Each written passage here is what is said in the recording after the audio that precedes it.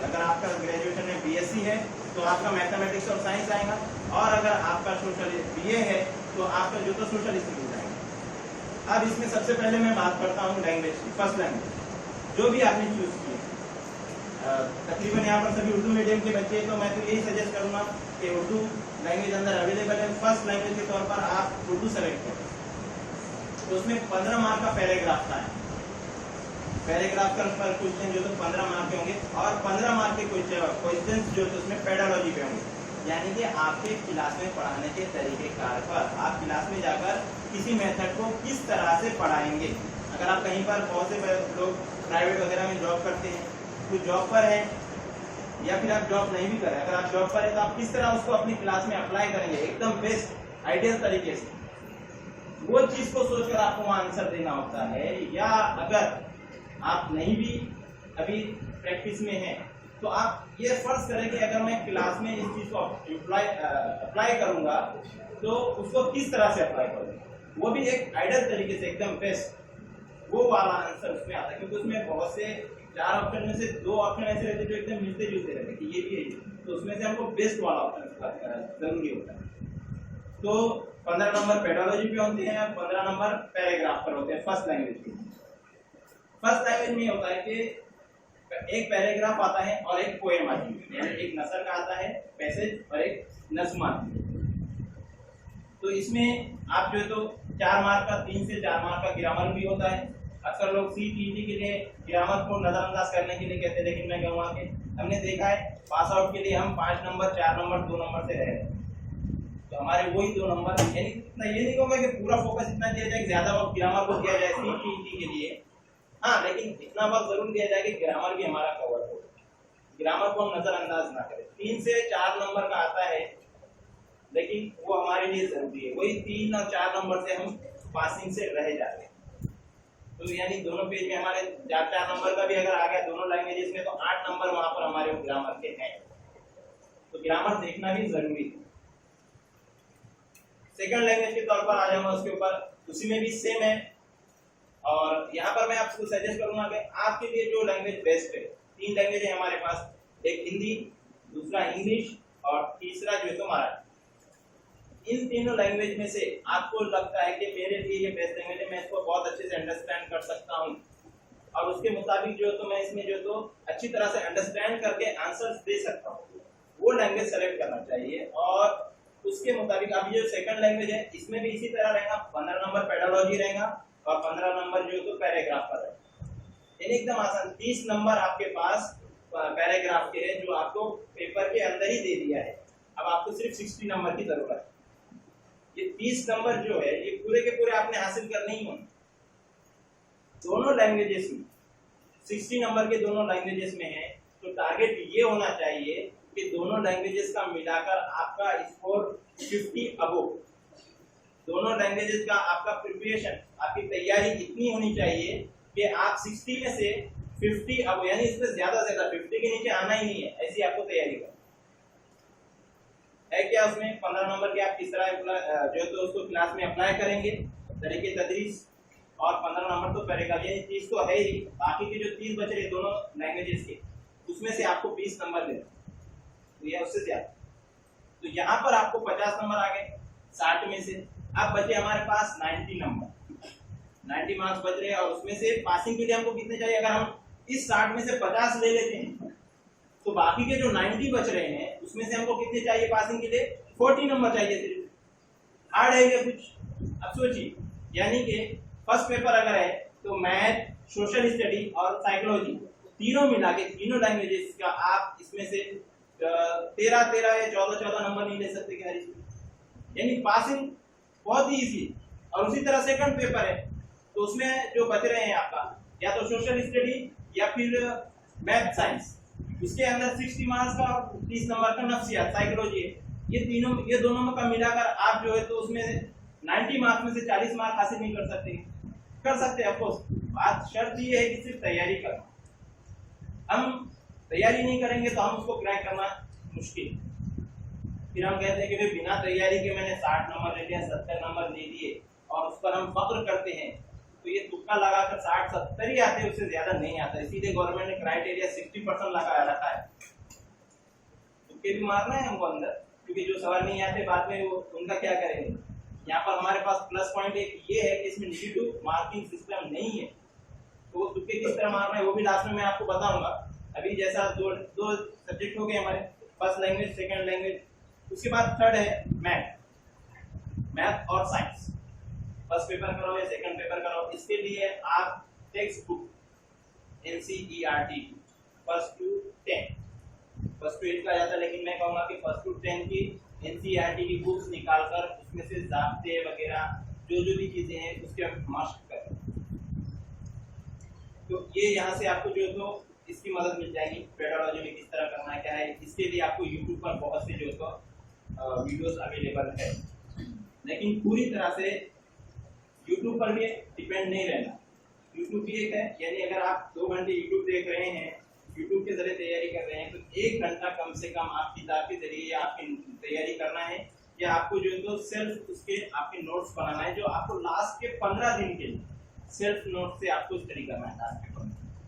तो उससे पहले ये जो अभी आपके लिए 100 या 110 दिन का जो अभी पीरियड बाकी है एग्जाम्स के लिए, तो उस बीच में आपको यानी कि 90 डेज के अंदर आपको जो तो YouTube और आपके YouTube से देखकर या बुक्स के जरिए या कोचिंग क्लास आपने जो भी लगाई है उसके जरिए जो तो आपको क्या करना है, अपने नोट्स तैयार करना है। लास्ट के 15 डेज में, 2 हफ्ते में आपको सिर्फ अपने नोट्स पढ़ना है, ताकि आपका जो तो पूरा याद हो जाए और आप उसको जो है अच्छे से जो है सहनशील हो। अब मैथ और साइंस का जो हो गया, थर्ड है सोशल स्टडीज, एनवायरमेंटल स्टडीज। इसमें जो है तो आपको एनवायरमेंटल स्टडी में भी 15 मार्क्स जो तो कंटेंट पर आता है, टेक्स्ट बुक पर आता है, फर्स्ट टू 10 में। फर्स्ट टू 8 कहा गया है अंदर सिलेबस में, लेकिन मुश्किलियत की सिलेबस 8 तक का है, लेकिन उसकी क्वेश्चन की सवालात की जो मुश्किलियत की सतह है वो 10वीं तक की रखी गई है, इसलिए हाई स्कूल का लेवल रखा गया है। इसलिए मैं कहता हूँ कि हम 10वीं तक की बुक्स पढ़, 2 बुक्स और 2 क्लास और आगे। तो इन्वायरमेंटल स्टडीज के लिए भी जो तो 15 मार्क जो तो फर्स्ट पेपर में जो आएंगे, 15 मार्क तो कंटेंट पर आएगा और 15 मार्क पेडोलॉजी, यानी कि आपका तरीके तदरीस पढ़ाने का कैसा है। अब तरीके तदरीस के लिए उर्दू, हिंदी यानी first language, second language, math, science और इन्वायरमेंटल स्टडीज के लिए आप D.Ed और B.Ed बुक्स रेफर करेंगे तरीके तदरीस। फिर आप ये हम कहाँ से मालूम करेंगे, उसके लिए हमको वापस हमारी D.Ed और B.Ed की जो टेक्स्ट बुक थी वहां से हमको ये सब मिल जाए। अब रहा जो तो सॉरी सब हो गया ना, नफ्सियात रहा। नफ्सियात में भी बच्चे की नफ्सियात पहले पेपर में 6 साल से 11 साल के मुताबिक जो तो बच्चे की नफ्सियात के मुताबिक सवाल आते हैं, और सेकंड पेपर में 6 साल से 14 साल के बच्चे की नफ्सियात के मुताबिक आपसे क्वेश्चन आएगा। इसके अंदर भी जो तो आपको जो तो पूरी जो तो आप B.Ed की बुक नफ्सियात की, साइकोलॉजी की रेफर करें, उससे आपको जो तो फायदा हो जाएगा। ये स्टडी के लिए। और सबसे मेन, इन सबसे पहले आप ये कीजिए, जो मुझे पहले बोलना चाहिए था मैं भूल गया, कि आपको प्रीवियस पेपर हासिल करना है जो कि ऑनलाइन नेट पे अवेलेबल है। आपके पास बुक्स भी है, बहुत सौ के पास बुक्स के जरिए भी, या नहीं तो नेट के ऊपर पेपर अवेलेबल है, वो पेपर्स निकाल कर उनको जो एक मर्तबा सॉल्व करें, हल करें। इससे 2 चीजें फायदे होंगे, जो हमारा जो फिल करना है आंसर शीट, गोल राउंड करना है, उसकी प्रैक्टिस होगी। मैंने देखा हूँ एग्जाम के दौरान, एग्जाम के अंदर देखा हूँ कि बहुत से बच्चे इस तरह से गोल करते हैं कि आंसर सही होने के बावजूद भी वह सही काउंट नहीं होता है, क्योंकि उसकी शर्त होती है कि पूरी तरह से जो तो उसका जो तो डार्क करना होता है, और ज्यादा बाहर भी नहीं आना चाहिए सर्कल के, और सर्कल के अंदर जो है तो कुछ व्हाइट बचे भी ना। इसके लिए सजेस्ट करूंगा कि एक रेनॉल्ड्स का मोटी नीब का पेन आता है, जो स्पेशली जो है तो इस तरह के जो मुकाबला जाती इम्तिहानात है उसमें बहुत मुफीद होता है। आप उस पेन का जो तो इस्तेमाल करें, और उस पेन से जो तो ये अभी ले लेंगे, तो हम कहते हैं ना कि पहले थोड़ा पेन चला हुआ रहा तो बाद में बहुत अच्छे से चलता है। तो अभी जो तो जो आप प्रैक्टिस करेंगे पेपर सॉल्व करने की, तो उसके अंदर जो तो आपका जो तो हाथ साफ हो जाएगा, और आपका जो है तो जो सर्कल जो राउंड करना है उसकी प्रैक्टिस भी अच्छी खासी हो जाएंगे। तो आंसर तो हम कर लिए, बात कहाँ पर लेट हो जाते हैं, फिर राउंड सर्कल करने में हम वहां पर जो तो बहुत लेट हो जाते। तो सबसे पहले आप प्रीवियस पेपर देकर जो तो अगर आप सॉल्व करेंगे तो आपको मेथड पता चल जाएंगे। तकरीबन सेम ही आता है, कुछ चेंज नहीं हुआ है अब तक सीटीटी में, लेकिन आगे होने की चांसेस है। आगे जो भी एग्जाम होगा, ये दिसंबर का एग्जाम आपके लिए बहुत जो तो गोल्डन जो तो चांस है। इसके बाद कभी भी, क्योंकि नई तालीमी पॉलिसी आ रही है, उसके अंदर जो तो बहुत से निगेटिव मार्किंग का सिस्टम भी उसके अंदर जो तो सजेस्ट किया गया है टीटी सीटीटी के लिए, तो हो सकता है इन फ्यूचर निगेटिव मार्किंग का सिस्टम भी आए, तो और सिलेबस वगैरह भी चेंज हो जाए। अभी सिलेबस वगैरह कुछ चेंज नहीं है, नेगेटिव मार्किंग का सिस्टम नहीं है, तो जब तक नई तालीमी पॉलिसी नहीं आती हमारे पास चांस है कि हम जो तो सीटीटी टीटी पास हो जाए। क्योंकि आने के बाद जो तो फिर 1-2 साल तो मसला यही रहता है कि फिर पेपर किस तरह से रहेगा, पेपर पैटर्न कैसा रहेगा। हमारे पास पेपर पैटर्न अभी अवेलेबल है, पिछले 8-10 साल का जो तो पेपर बहुत सारे अवेलेबल है, नेट वगैरह पर भी 2011 से लेकर 2019 जुलाई तक के पेपर्स अवेलेबल है। इन पेपर्स के जरिए आप जो है तो प्रैक्टिस कीजिए, और जब आप प्रैक्टिस करेंगे रोजाना नहीं, कम से कम 3 दिन में एक पेपर आप टाइम लगाकर घड़ी लगाकर सॉल्व कीजिए, जो उसके बाद उसके साथ आंसर की भी आपको मिल जाएगा, बुक्स वगैरह में भी रहता है आंसर की, और ऑनलाइन भी पेपर के साथ आंसर की अवेलेबल है। उस आंसर की के साथ जो तो आप मैच कीजिए कि आपको कितने मार्क्स आ रहे हैं, टाइम लगाकर आप पेपर के लिए बैठिए पूरा 2.5 घंटे का, और उसके बाद जो सवाल आपको पेपर सॉल्व करते वक्त नहीं समझे थे उसको समझने की कोशिश कीजिए। उसके लिए आप YouTube या Google ट्रांसलेटर का भी जो तो मदद ले सकते हैं कि हिंदी में है या इंग्लिश में है, तो समझने में दिक्कत हो रही तो हिंदी से इंग्लिश या इंग्लिश से हिंदी उर्दू, अपनी जो लैंग्वेज हमको आसानी समझ सकती है उसका जो तो गूगल ट्रांसलेटर का इस्तेमाल करके हम वहाँ पर पेपर समझ सकते हैं। तो जहाँ पर जो दिक्कत आ रही है, जो हमारा मसला है, जहाँ पर गाड़ी अटक रही है, तो वहाँ पर हमारा जो तो मसला सॉल्व हो जाए। तो एक तो आपको प्रीवियस पेपर करना है और दूसरा आपको स्टडी खुद करना है, क्योंकि बिना स्टडी के आप एग्जाम पास नहीं कर सकते। बहुत से ऐसे ही है तो होता है कि फॉर्म भरने के लिए डेटा फॉर्म फिलअप कर लिए, उसके बाद व्हाट्सएप वगैरह ग्रुप पर थोड़ी बहुत जो क्वेश्चन आंसर आते हैं वो देख लिए, या उसके ऊपर ग्रुप पर या तो सिर्फ मैथ के ही या सिर्फ साइंस के ही जो तो प्रैक्टिस होती रहती है, वो भी प्रैक्टिस जो तो सही सिंक में नहीं होती।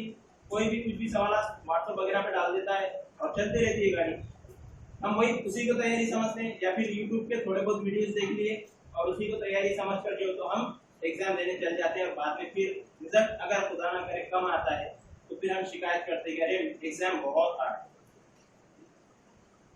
कहाँ से हार्ड है? जब अंदर नेगेटिव मार्किंग नहीं है। अगर नेगेटिव मार्किंग होती है उस टाइम हम ये कह सकते थे कि एग्जाम बहुत हार्ड है। नेगेटिव मार्किंग है ही नहीं, आपको करीब की भी तैयारी नहीं कर रहे हैं, आप डायरेक्ट फॉर्म भर रहे हैं, व्हाट्सएप चला रहे हैं, व्हाट्सएप के जरिए आप तैयारी करके समझ रहे हैं कि हमने बहुत तैयारी किया, डायरेक्ट एग्जाम देने के लिए पहुंच जा रहे हैं, तो जाहिर सी बात है इस तरह से तो एग्जाम क्रैक नहीं हो पाए। उसके लिए रोजाना जैसा पहले बताया कि प्लानिंग करना है, आपको मनसूबाबंदी करना है, उसके तहत जब तक आप उसको वक्त नहीं देंगे तब तक आप जो है तो उसको पास नहीं कर सकते। अब जिन लोगों ने, जैसा मैंने बताया, नाम लोगों की मिसाल थी जो नवी मुंबई में आए थे अभी इंटरव्यू के लिए, किस तरह से उन्होंने 100% मार्क्स हासिल, क्या वजह है 100% मार्क्स? हम सोचते हैं 90% नहीं मिल रहा है, 60% मार्क्स नहीं मिल रहा है, 90 मार्क्स नहीं मिल रहे हमको, 60% मार्क्स नहीं मिल रहा है करके हम जो तो शिकायत करते हैं। उन्होंने किस तरह से हासिल की थी? वो 9 बच्चे कुछ स्पेशल है, जाहिर सी बात है। उसमें से एक से मैं कांटेक्ट किया तो उन्होंने बताया कि मैं स्टडी करता था और साथ में मेरी एमपीएससी की भी तैयारी चालू। जब वो एमपीएससी की तैयारी कर रहा है तो वो टीटी में तो है, पूरा 100% मार्क्स ले रहा है। तो हमको, मैं कहूँगा ठीक है आप एमपीएससी के लेवल तक मत जाइए, लेकिन जो तरीका है वो तरीके से तैयारी तो कीजिए, कि डेली रोजाना आप टाइम फिक्स कीजिए, और साथ में आप जब खाली बैठे हुए जैसे यूट्यूब का इस्तेमाल कर कीजिए कि कहीं आप सफर में हैं, कहीं जा रहे हैं लोगों से, उस टाइम जो तो मोबाइल्स में आप यूट्यूब पर जो तो ये वीडियोस देख सकते हैं। कोई और काम है तो उस काम के साथ आप वीडियोस देख सकते हैं। और जो आपके पास खाली वक्त बच रहा है बाद में, यानी जो आपने फिक्स किया है रोजाना का 2 या 3 घंटे, वो 2 या 3 घंटे बैठकर उसमें जो आप स्पेशली यूट्यूब भी देखिए, उससे इनकार नहीं कर रहा हूँ, यूट्यूब भी देखिए, जरूरी है, क्योंकि सीटीटी का मवाद बहुत सारा यूट्यूब पे अवेलेबल है। चैनल का नाम याद नहीं आ रहा है मुझे, एक बहुत अच्छा चैनल है, मैं देखा हूँ। हर किसी को ऐसे अलग अलग वीडियो से जो तो पसंद आता है, लेट्स लर्न, ऐसा कुछ नाम है शायद, लेट्स लर्न। ये बहुत बेहतरीन है, इसके ऊपर 40 वीडियोस है, 40 वीडियोस लास्ट टाइम बना दिए हुए लेट्स लर्न पे, जो मुझे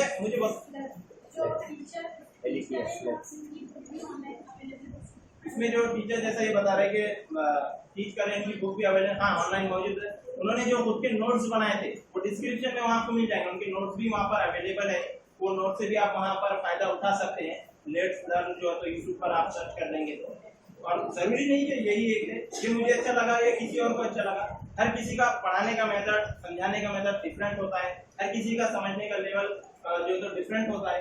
आप दूसरे भी वीडियोस देखकर जो तो आप उससे फायदा उठा सकते हैं, जरूरी नहीं कि आप ये एक वीडियो मैंने आपको सजेस्ट किया तो इसी के ऊपर है, लेकिन ये एक अच्छा वीडियो है, इस चैनल है इसके ऊपर 40 जो है तो वीडियोस बने हुए स्पेशली इसके लिए। ये 40 वीडियोस अगर आपने पूरे देख ली, इसके ऊपर से अपने नोट्स बना लिए, तो ये आपके लिए बहुत ही फायदेमंद साबित होगा।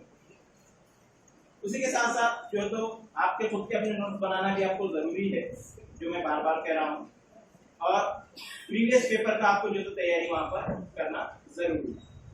लास्ट में अब आखिरी बात पर आता हूँ मैं अपनी, कि आपको सिलेबस का बता दिया, सिलेबस अवेलेबल है, आप अगर वो जो इंफॉर्मेशन जो बुकलेट है वहां से आप ले सकते हैं। दूसरा, आपको जो तो तैयारी किस तरह से करना है, NCERT की बुक्स लेना है 1st to 10 ऑनलाइन, अगर आप गूगल में सर्च करें तो मिल जाएंगे आपको। थर्ड चीज आपको जो बताया है, पेडोलॉजी के लिए आपको बीएड और बीएड की बुक्स रेफर करना है, और फोर्थ चीज आपको प्रीवियस पेपर आपको सॉल्व करना है। ये सबसे मस्त है, ये जो 3 चीजें बताया इनके इक्वल है ये चौथी चीज, प्रीवियस पेपर CTET के लिए, यानी ये 3 चीज इक्वल प्रीवियस पेपर। और अब आगे इसके बाद अब आगे हम बढ़ते हैं, जो सवालात हमको CTET में या PTE में नहीं आए तब क्या करें। मैं सजेस्ट करूंगा आपको सबसे पहले कि आप करना ये है, जो क्वेश्चंस के आपको 100% आंसर मालूम वो क्वेश्चंस पहले, जो क्वेश्चंस के आंसर नहीं मालूम उनको रहने। लास्ट के जो हमारे पास 15-20 मिनट आधा घंटा जो है वो आप जब पेपर सॉल्व करेंगे उसके तहत अपना अंदाजा लगा लें कि मैं लास्ट में जो बचे हुए कितने सवाल कितने टाइम में जो तो मैं फिल कर सकता हूँ, ये कर सकता हूँ। तो उस टाइम उतना टाइम बचा कर रखना है, घड़ी साथ में रहेंगी हमारे, उसके हिसाब से जो लास्ट में जो क्वेश्चंस नहीं आएंगे उन क्वेश्चन पे तुक्का लगाने से पहले सबसे पहले एक चीज मैं ये बताऊंगा, एक नजर जो हमने 100% राइट आंसर वालों पर लगाई है, जो आपके तहत 100% सही आंसर, उसमें देखने का 4 ही ऑप्शन रहते हैं, कौन सा ऑप्शन आपके पास सबसे ज्यादा है, सीख क्या 1 2 3 4 में से ABCD में जो भी है। अगर फॉर एग्जांपल 3 नंबर सबसे ज्यादा है तो आप क्या करेंगे, बाकी के जो सवाल है जो आपके 15-20 मिनट में आपको नहीं आ रहे, फॉर एग्जांपल 20 सवाल 30 सवाल 40 सवाल आपको नहीं आए, 150 में से 110 सवाल आपने कंफर्म कर लिए, 100 कर लिए, 50 सवाल हो गए। अब उसमें आपने देख लिए, हो सकता है 1 नंबर भी ज्यादा हो, 2 नंबर में, मैं एग्जांपल बताऊंगा, 3 नंबर का जो आंसर है वो सबसे ज्यादा है समझो उन 100 सवाल में, तो आप क्या करेंगे, बाकी के 50 सवाल पे टोटली 3 नंबर ही आपको करना चाहिए। अगर आप करेंगे कि 10 सवाल के लिए मैं 1 नंबर देती हूँ, 20 सवाल के अगले 10 के लिए 2 नंबर, अगले 10 के लिए 3 नंबर, अगले नंबर के लिए 4 नंबर, यहाँ पर आपके चांसेस कम होते हैं सही तक पहुंचने। अगर आप इस तरह एक ही पकड़ कर चलेंगे तो ये ज्यादा चांसेस है, यहाँ पर हमारा जो तो सही जवाब आने के चांसेस यहाँ पर ज्यादा होते हैं। जाहिर सी बात है हमारे पास नेगेटिव मार्किंग सिस्टम तो है नहीं, तो लास्ट में जो हमारे पास टाइम बच रहा है, हमको जो सवाल नहीं आते 100%, तो वहां पर जो तो हम नहीं कर, लेकिन उसके लिए हमारे ये सवाल 100% वाले सही होने, उसमें हमने देख लेना है कौन सा चीज ज्यादा है। ये चीज आप करेंगे तो यहाँ पर आपको अगर फॉर एग्जांपल 100 में से आपने 70 मार्क्स भी ले लिए, 70 से 75 मार्क्स ले लिए 100 में से, आपको 20 से 15 मार्क्स आगे के 50 नंबर में आप हासिल कर सकते हैं। इस तरह एक ही पकड़ कर चलना। हाँ, अगर आप अलग अलग पकड़ेंगे तो 10 से 15 भी मुश्किल से मिलते हैं, उसमें 4 या 5 ही मिलते हैं। ये उसका जो तो आपको तरीका रहेगा जो आपको करना रहेगा, ठीक है।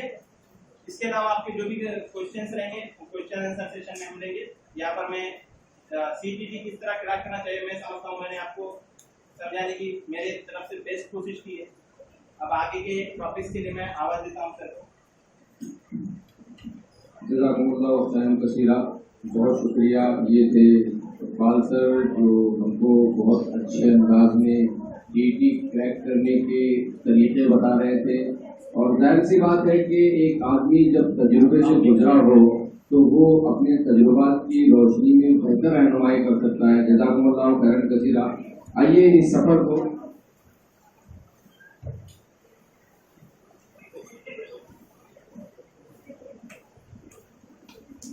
यहाँ पर एक देखिए प्रोग्राम के अंदर कुछ इमरजेंसी होती हैं।